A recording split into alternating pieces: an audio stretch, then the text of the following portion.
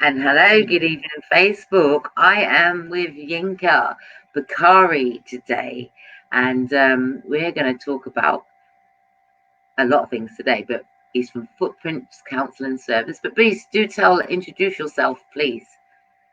Hello, my name's Yinka Bakare. I'm a counsellor, and my counselling service, which is my own business, is footprintscounselingservice.com.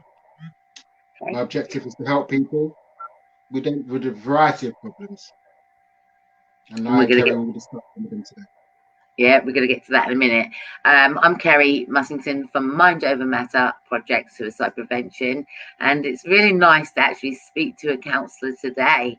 Perhaps not for myself, but we're going to ask a few questions and what led you to doing what you're doing today.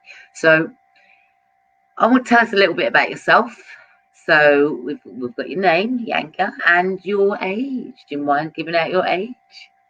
No, not too. No, I don't mind really. I'm 56 years of age. Okay. And where was you born? In a place called Balham, South London. Wow. Okay. And your heritage? Nigerian. And the reason why I asked heritage is there's always a reason beyond it, that when I do a lot of mental health talks, and I realise that when we are talking, sometimes we're from different backgrounds and we have a different upbringing.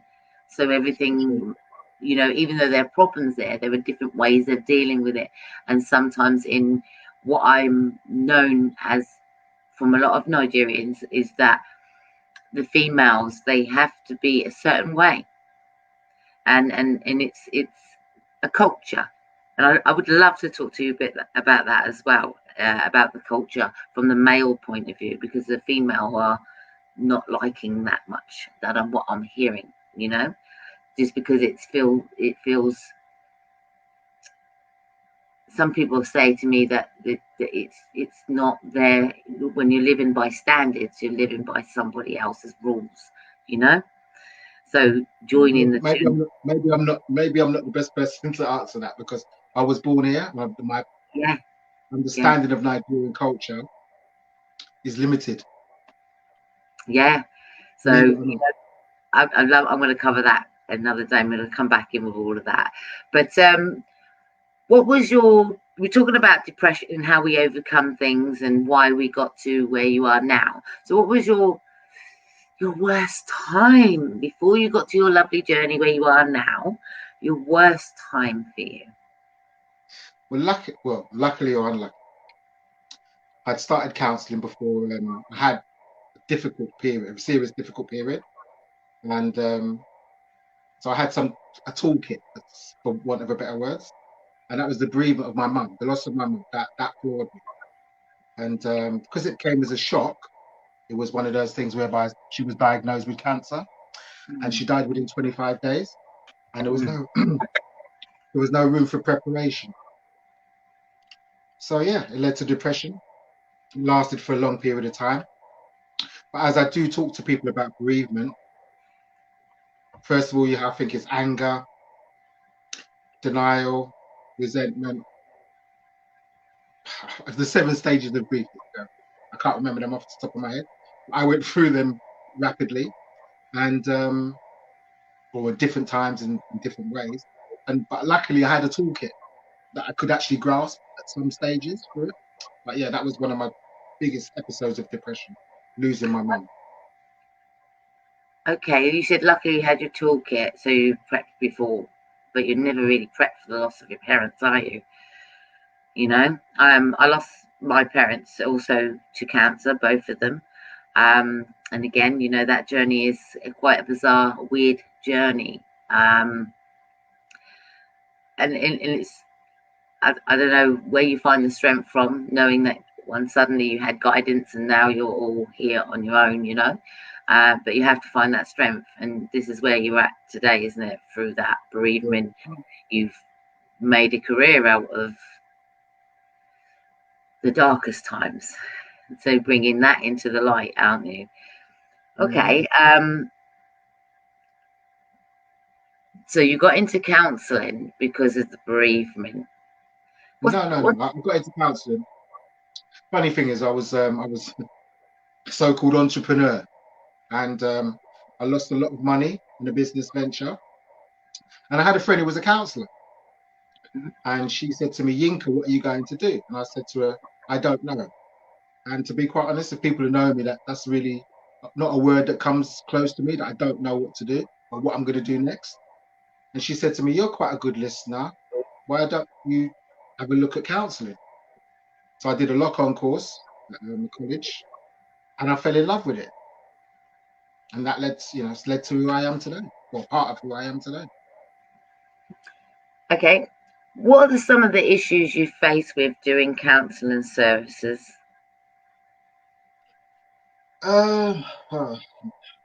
People, how could I put it? Finding clients. To begin with, when I first started, it was just I qualified. I think it was in 2010, and the recession had just hit them. It was carrying on, and people were more struggling to pay their Sky TVs or their gym memberships, things like that. They weren't they had the problems, but they weren't prepared to pay anybody to help them to fix them. So that was my initial problem. Paying clients. Yeah. Okay. Because those people that are in that midst of depression have a reason for being depressed, and some of those reasons could be, as what you just reeled off, a lot of it financial. So that is a big thing, isn't it? If you don't get the clients, so therefore, what do you have to do then to push harder? I had to change. I had to go and do other work. So even though you've got this passion and you want to do what you're doing, and it's pretty much the same as me, we're in this situation, we've been through the storm, we have the tools to help individuals out of the situations that they're in, we give them time to talk, we offer it on a plate, and if they don't come, nothing you can do about it. I mean, I used to work at a place called Turning Point, which was there for people that have got addictions or trying to overcome stuff. Yeah. And obviously, not being funny, that's probably one of the most challenging roles a counsellor can face, because clients might not come back after seeing you for 2 or 3 weeks, or even the first session, due to the fact that they've got drug or alcohol problems or other related problems, that they find it difficult to actually face a counsellor or come to a session to see you. That's a big fear. So as a counsellor, you're wondering, did I do something wrong last week? Let's say you've seen somebody for 2 or 3 weeks and they don't show up for 2 weeks following. You're thinking, did you push them too far? Did you say something wrong? So you have a lot of questioning of yourself. Because you're dealing with people that are dealing with addictions, funny enough, they're not like ordinary, I wouldn't say like ordinary people, but people that don't have addictions don't have the same issues, as in they have blackouts. For alcoholic, for example, they might have had a complete blackout the night before, so they're not prepared to come to a counselling session with having the shakes. If you're just dealing with somebody who's got an issue like, I don't know, a marital problem, they're having problems with their partner, again, they might have fears to come and see you, but it's not the same as somebody who's got alcohol addiction problems or drug addiction problems. No, because that needs staying on top of and monitoring. I think with counselling service, I wish is that where people would just sit on the sofa and say, okay, and then we reel off our problems. Can you actually explain what counselling services is to those that are listening right now? And viewers, if you have any questions that you'd like to ask Yinka, please do put that down in the comment, and we'll try and answer those comments as well, those questions as well. Can you tell us that if I came to your service, bearing in mind I'm an ex-service user, okay, that had suicidal tendencies, self-harm in many different ways, etc., you've been recommended to me. I'd like to know what my expectations are, because I know that when somebody says counselling, in my imagination, I think this. That's before I knew. Feet up. Go ahead, fire away. Is this what I'd be doing, sitting comfortably, and then you would ask me questions? What it would be is you would be sitting comfortably. You wouldn't be sitting on a couch. You'd be sitting in a chair, most likely. You'd be sitting up, just like a normal conversation, but it's not a normal conversation whereby you do 70% of the talking, and I do 30%, I will listen to you, and I'll need to get to know you and you to trust me. So therefore, it's difficult to put out a thing like says to somebody, "Hey, trust me." Yeah, it's something that builds up over time.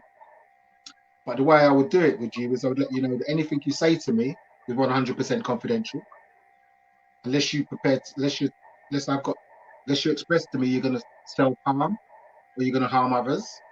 Then I wouldn't. And then even if you did do that, I would need to clarify it with you before I talk to your doctor or somebody like that. Yeah. And build a trust with you, build a bond with you. Be open with you. When you talk to me, I will ask you questions about what do you really mean, because a lot of people say words and they think that the other person knows what they mean. But the word "the," for example, might seem a simple word to me and you, but to some people, when they hear the word "the," it means there's going to be a punch coming next. Do you understand what I'm saying to you? Or somebody's going to shout at them afterwards, because that's what they've been conditioned to in their lifestyle.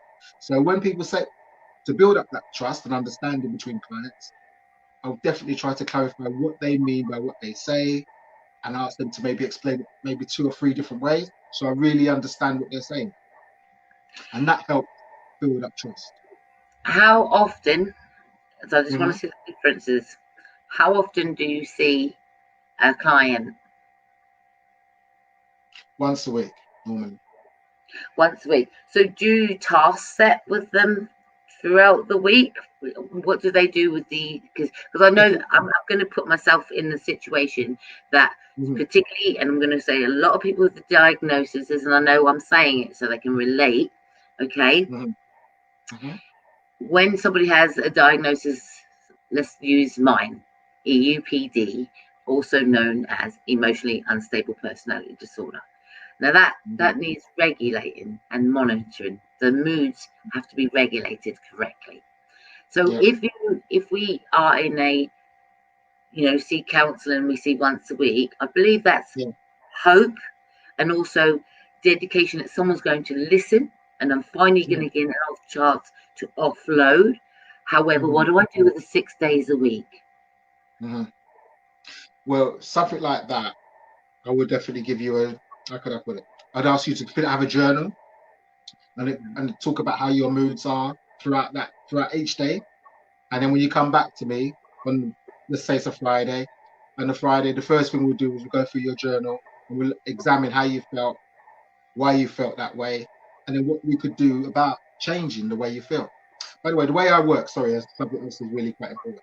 I work psychodynamic, What's that? CBT, which is probably psychodynamic, is okay. We're looking at the past, what happened in your childhood, what happened at school. Yeah. Well, okay, I'll come back to that. Go on. That's psychodynamic. And we've got CBT, which is cognitive behavioral therapy. And then I've got the other thing I use, which is humanitarian. It's called Roger. It's like you have the answers within yourself. It's just for you to tap into. Person-centered, it's called.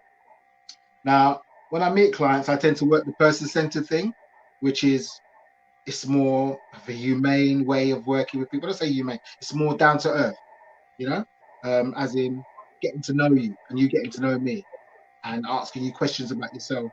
And you could ask me, how long have I been a counsellor? What do I think of, stuff like that. So we could build up a rapport. And then if I feel, it's like a toolkit.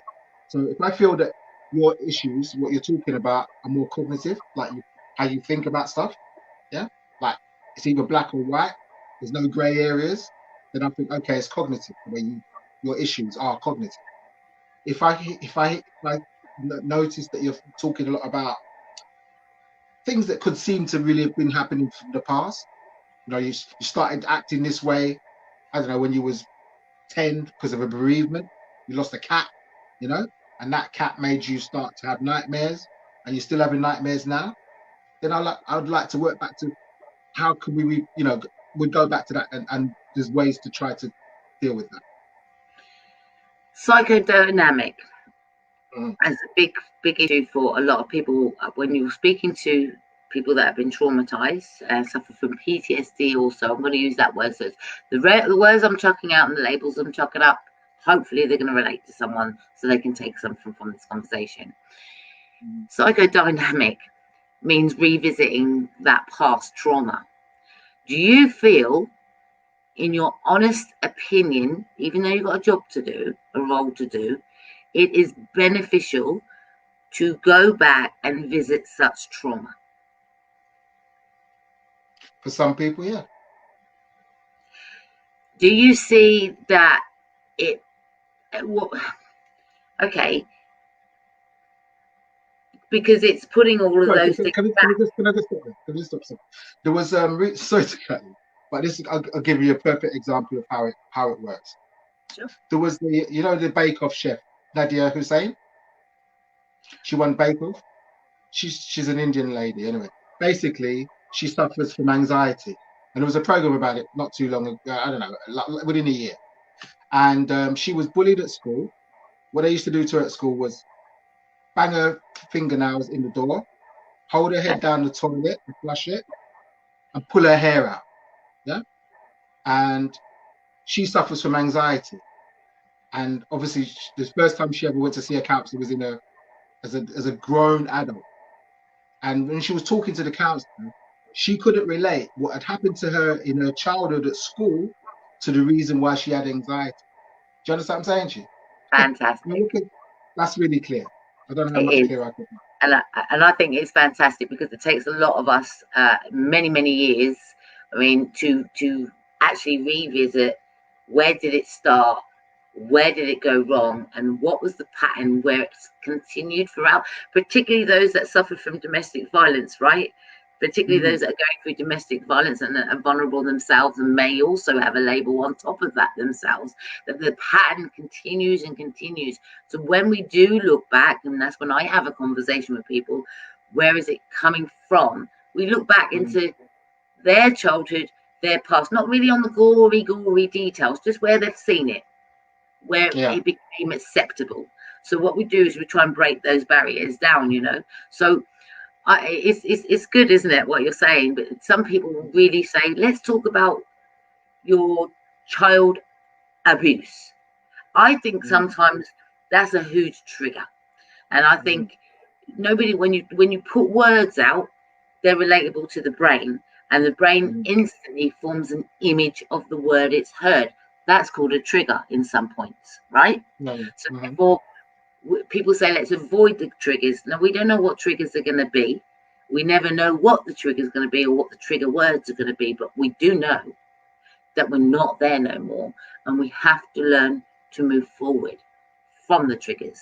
So I like what I'm hearing from you. So more questions. How are you going to get motivated? Does COVID bother you? Yeah, I made the mistake. I do talks every week, every Tuesday, but one of them was when it first started, I was watching the news like for a week. Everything I was watching was COVID, ITV, BBC, CNN, Al Jazeera, ITV, Let's LBC. not give them out. Let's not give them any more airtime. Come on. Don't plug into those. I was saturating myself with COVID. And then I said to myself, Yinka, I believe in everybody giving themselves a self-talk, positive or realistic talk. And I said, Yinka, you're watching all of these programs and you're feeling depressed. It's affecting you. And I said to myself, okay, the best thing to do is stop watching them, which I did. And obviously the first day it was difficult because I was used to watching the news every day and listening to it. And obviously everybody's conversation was about the same thing. Whoever you talked to was the same sort of talk. And I stopped. And you know what? I started to feel better, Kerry. So yeah. And I think that is the thing, isn't it? What we're reading, what we're putting in our head, what can we do to change the outcome out there when it's already predicted for you? What do you do in your home or with your time during the day without worrying about that? And I think that when that first come out, to be honest, I laid on my sofa for a few days and I started feeling really depressed. This is the end of the world. This is the oh my God. And I realized I was being a prisoner myself in my head because of the media. But all the time they were saying you can still go out, you can still get your exercise. And I felt, well, that's what we need, isn't it? We need to exercise, the daily exercise. We need to go out. We need to be motivated. Sitting in the house with four walls is not going to help. And you know, if I don't switch that TV on, I don't know nothing about the outside world. Yeah. So relying on other people to give you information. So when you actually pick up the telephone to someone, if they start talking about the same thing that I don't want to hear, I don't want that conversation. Hey, I always politely say, hey, I never asked you to bring the news to me. Thank you. No. You know? Self-preservation, isn't it? You've got to protect yourself from things that are going to hurt you. How do you? That's one of them. How do you de-stress? Well, there's quite a few ways I like to do it. Obviously, with the lockdown, they was all taken away from me. Running, I love running. Going to the gym, playing volleyball, socializing, like going out to a pub with a drink and having a laugh and a chat with my friends. Those were my three core things that I liked to do. I love football. I like watching football on TV and stuff like that. I know that can be stressful because I support Tottenham Hotspur. That can be stressful. But the other things, such as I say, going to the, like you go to the gym, you work out. No matter how stressed you are, believe you me, you come out of the gym feeling like Superwoman or Superman. I used to play volleyball for 2 hours once a week. Anytime I was sweating, it was just amazing amount of sweat. And of course, you jumping and diving and hitting and moving in different positions that you cannot predict. And again, of course, when you finish, you're really tired and you're not thinking about anything else, and you enjoy yourself and you de-stress. And these are the things that I like to incorporate in life. So did you improvise if you said you couldn't go running, but yet they did say that you could exercise? I went running. This is the thing.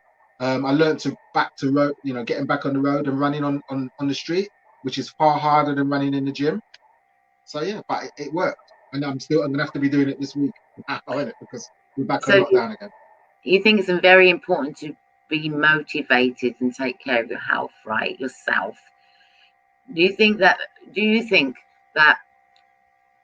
the depression is what we can create for ourselves if we do not utilize and motivate ourselves and task set?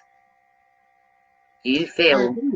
I agree. I would say I think it's how can I put it? I think we get, I can't remember how many it is. I think we get something like, don't quote me on this, but let's between 70 and 140,000 thoughts a day running through your head. Yeah. And you know what? A lot of them are negative. Very much. And if you don't fight them with positive thoughts, then you're going to sway towards negativity, And let's face it, the world we live in pre-COVID was pretty a negative environment. Let's face it, most people, it's not as conducive a world as what I'd like it to be, personally. From sexism to racism, you name it. So with COVID in place, it's been a lot harder. So you need to give yourself a lot of positive talks, affirmations. It doesn't just work overnight, but it's a lot better than saying I'm a loser, I can't cope, everything's going to go wrong. You say that to yourself, you won't be disappointed. But if you give yourself some positive affirmation, like I'm capable of dealing with the situation, I might not be able to deal with it now, but I think I can conquer it by tomorrow afternoon or tomorrow evening, and I'm going to try this way, I'm going to try that way, I'm going to try this way, I'm going to try that way, and I'm going to try that way, and I know I will get through it. Come on. You know what? Can I ask you, do you have a support network yourself? Even though you're a counsellor, and do you have someone for yourself to talk to? Yeah, I do. I certainly do. Good. So, right. So we know your reasons for becoming quite passionate and helping. And you think there's a lot of people out there with depression, but they're afraid to come forward. What would you say? I know what I'd say. Just do it, because at the end, if you need help, just do it. Is there and we don't like to talk about money. Nobody wants to talk about money, but hey, you know what? I want people to appreciate that when you come from a place of darkness and you decide to discover that you've got the ability to help other people, and you create this business platform and some self-help group for them, You know, some people say, well, yeah, but he charges and he don't. You deserve, when you create something, you deserve to be paid for it like everybody else. Okay? Some people volunteer their time, and I think it's less appreciated, and some people will pay for it. But you've got to understand that, yeah, knowledge is good sometimes at the end of the day, but also you've got a life and you've got bills to pay as well, right? So it's a passion. It's not just a job. It's a passion of yours to help many other people. So for me, is there a payment plan for those that actually really, really do need the help? Is there something, without talking about finances completely, do you make it more easier for someone to receive the support that they want from you without worrying about the financial issues? Yes. Good. That's good. That's what I leave that one. It's just trying to get people to get their foot in the door, to have that conversation and to learn something from you, you know, at the end of the day. That's what you're there for. You didn't put yourself through all of that stuff to get there, you know. So I think you deserve what you can. I mean, okay, for me, I want to say thank you for giving back in those ways that you are doing, because you are sitting there. So the door is open, people. So we're going to tell you where you can get that service from at the end of the session. So your passion, your hobby. What's your hobby? My hobby, I suppose, is football. Funny enough, you know, supporting Tottenham Hotspur. That's just sitting there watching TV. Well, no, actually, I used to go to the games. I used to have a season ticket, and I used to go to when they moved to Wembley. I went there a couple of times, watched it in the cold, and queued up in the train, and got there and took hours to get back. But yeah, Do you? you lose yourself. Everybody should have a passion, something that or hobby. You call it a hobby, I call it more like a passion. Something that you can lose yourself in. You know, it doesn't matter. It's out of your control, but you can still enjoy it. Another question for you. As a counsellor, obviously I'm just pushing out. You hear someone's story. Is it heartbreaking for you personally hearing their story? Yes, definitely. I'm a human being. What I don't take it home with me. You know, I learn. I have supervision. If it's something that's really, really troubling and disturbing, I will have supervision, i.e., with another counsellor to sort of unload to them. But as a counsellor, one thing they do train you to do is, how can I say, to walk in the other person's shoes, but not be in the other person's shoes. Does that Yeah. make sense? Yeah, it does. It does. It does. Well, so I like the fact that you work with Turning Point. That means you work with drug and alcohol addictions, and so you know your stuff. You've seen it. I don't know. Have you ever, even before you turned good now, did you have any addictions yourself? Yeah, In yeah, the yeah. past? Mm. See, I always think a lived experience is better for people to understand that what you're setting is. I've been there. I've done that. I'm going to show you the way out of this if you just stay on this path. You know, people say I hate that word. Conjugal, no, conjugal behavior therapy. And people didn't understand what that word means. It's changing the thought process of, does it really matter? Isn't it? That's something that I learned when I did the conjugal behavior therapy. I actually didn't know what to expect when I first went, and I started reeling off my past, and that's not what it was about. It was about looking at the present and how you see things now, and what's the harm, and what in like, I had a problem with cleaning, OCD completely. I had a problem with it. I could not stop. I'd be moving all hours of night, nicking every nick and cranny, and I had to stop that because it was making me really, really, really ill. So if the kids would leave a little bit of lint on the floor, I'd get really angry, and that would really affect my mental health. And I just had to learn to have to stop that. So it was only till the council said, well, what if? And it was those what if, the possibilities, the different outcomes I actually didn't look at. I was just looking at point blank, this is what it is. They're made a mess, and this is that. You know what I mean? And I didn't look at the possibilities because I might want things to be such a way, when sharing a space with somebody else, I expected my space to be respected. So I think that not everybody's on the same clean freak as each other, are they? You know what I mean? And I think it's a power thing, a power struggle to isn't that what you would make out of it? It's a little bit of a power struggle to keep things in order. You know? Well, I think it is. I mean, you're saying this now. Funny enough, I did a talk on hoarding the other day. When I say the other day, because I can't remember. I do a talk every week, so not being funny, it's hard to remember what week it was. But let's say 2 or 3 weeks ago. And I'm a little bit of a hoarder, but my hoarding is like not really hoarding and out of control. Those are the kind of words that we use. I like clothes. I love clothes. I've got loads of, and I've got some that I've never worn. So that's my little, I'll call, let's say, fetish, for want of a better word.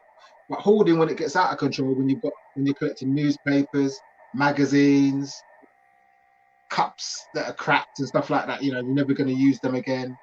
Bits of plastic bags, even, you know, I know people have done this sort of thing. Then it becomes a problem. And to me, it's a mental health issue, isn't it? You know? When I say mental health, this is another thing. Mental health doesn't mean that it's bad. Mental health can be good, one side, bad in the other, and you fluctuate between the two. But if you're hoarding, you've got probably bad mental health. Habits. I hate that word, mental health. It's such a deterrent. I'll say if you're hoarding and if you're doing something, you know, which is different to other people, then I would say it's a habit. And it's one that can be broken with the right tools. Not so much, you know, it is part of what goes on in your brain, yeah, obviously, but you know, I hate that word. Your mental. Which word's that? Mental health. Mental. Whereas everybody said everybody's got mental health, but I think if we actually put it in that perspective, then nobody will get it. If we say that people have different coping strategies, some unhealthy and some healthy, that would be a better terminology when it comes to good health and well-being. And I think it is a deterrent, that word, and I think that's why we're trying to break the stigma and say it's okay not to be okay, and there is someone to talk to. So where can they find you? footprintscounselingservice.com, which is online. They can also actually access me on hashtag interesting talks on YouTube, because I do the talks. That's a easy way to get to me. And of course, I'm on Facebook as Yinka Bakare. And you're also in the Mum Project, mental health awareness suicide, aren't you? You're in there as well, so you can contact him if you do see his videos, because we do share your awareness and your tips and tools. We do, you know, it's important, isn't it? People pushing out your material. Do you not think so? Yeah, I mean, I think, well, yes. I mean, you know, I don't even really do it for any reason other than that I've got one, exposure for myself, but two, I wouldn't say I enjoy doing what I do, because I realize a lot of people don't. You can just be so blinkered, you know. You can just be looking down, and if just somebody just mentions something like, I don't know, giving yourself a self-talk, a positive self-talk every morning. You're the best person in the world. I love the way you look. I love the way you think. I love the way, you know, you care about the environment. If you say that to yourself, do you know how empowering that is if you do that in the morning? Rather than, yeah. It is that pulls us down, isn't it? That attitude, I don't want to speak to him. And it could be good news. I'm not saying kumbaya, everything's going to be all right, but please give yourself a positive self-talk. It'll start making a difference.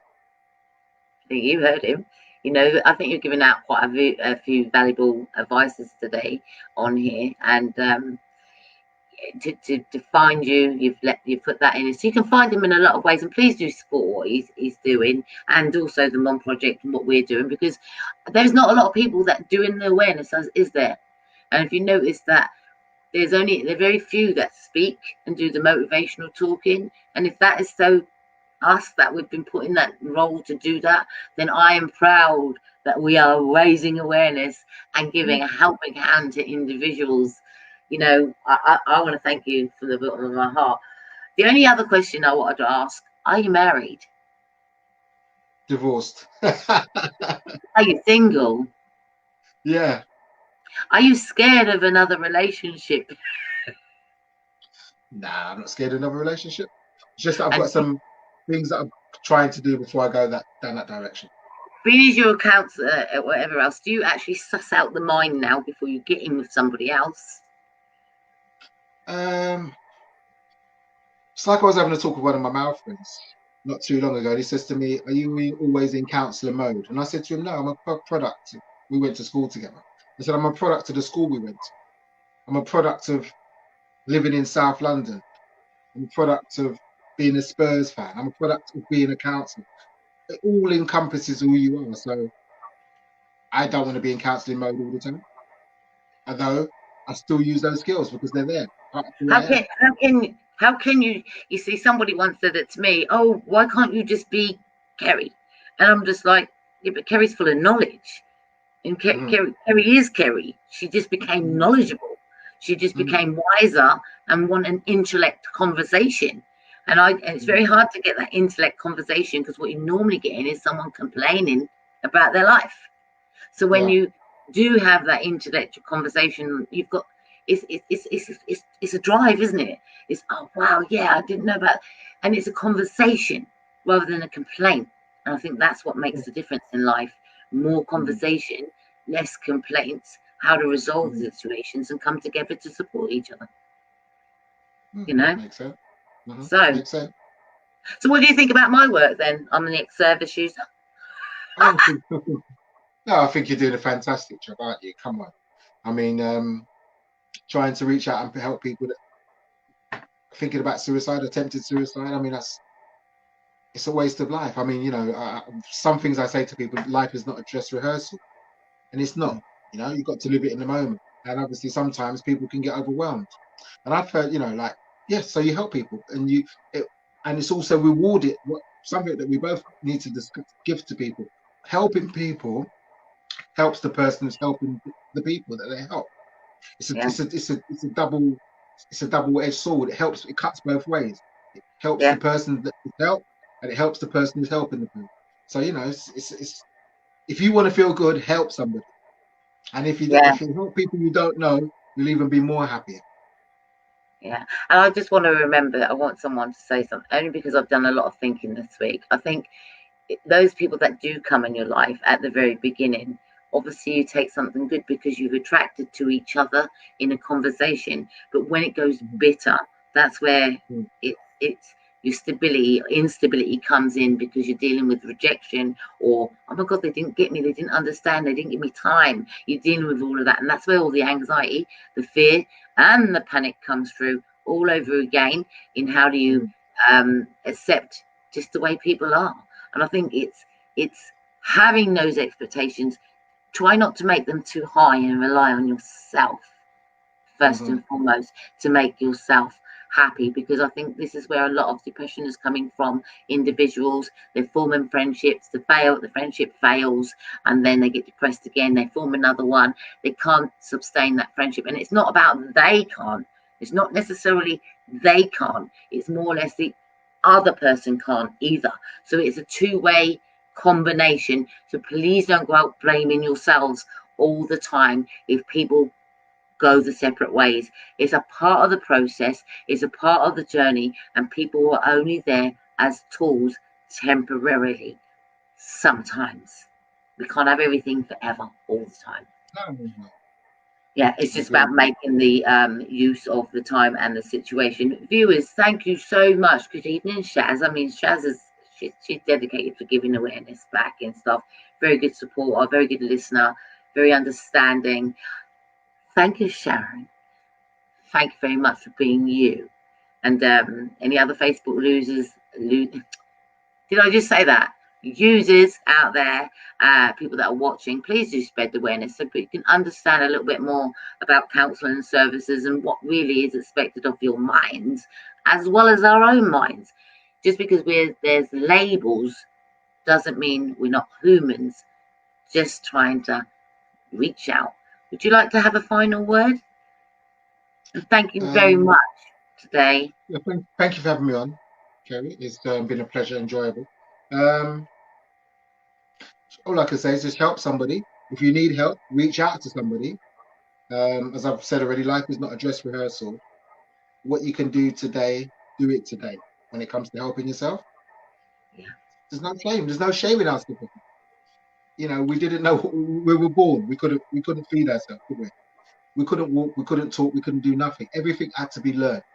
And then some things you need to learn again, because what you were taught before was wasn't quite up to, wasn't good. So if you need to learn something, go to somebody who knows what they're talking about, like Kerry. If you want to get to where she's at, Yeah. knowing where she's been, then follow what she says and you'll get there. If you want to be a financial expert and you went to Warren Buffett and you followed everything he does, you'd be a super rich person because he knows what he's doing, isn't he? He's an expert, isn't he? He's proven it. So follow an expert, somebody who knows who you can trust. They know what they're doing. Follow them, whatever it is you're doing. And if it's mental health, Kerry, I like that word. Somebody says they've got good mental health, have they? How do they do it? How do they achieve it? Follow what Yeah. they tell you. You'll end up with the same results. It's just that simple. It's not rocket Yeah. science, is it? Yeah, it's just the tools. Everybody just drops a tool every now and again. Learn to pick that tool up and utilize it, and it will make a difference. That's all I can say. Thank you so much. I mean, I'd like to see you again, and I'd No like problem. for if anybody would like a topic that they want discussed, please do put it in the thread or contact me personally and give me that topic. I would like to see you again because I really want to talk about the stigma around men's mental health as well. All right. And we covered a little bit, and you told me it was about bereavement with yourself, but I would like for anybody else to get involved to raise more awareness out there, just to let people know that they're not alone. And just because we have labels or titles doesn't mean we don't think, breathe, and we're not affected the same way, but we just deal with it in a better way, more motivated as much as we can. We've got the tools, and that's what it's about, isn't it? Tools to well-being. Yeah. Yeah. Well, smile on your way out and hold that pose. Thank you for listening, guys. Thank you for your time. Take care. Yeah.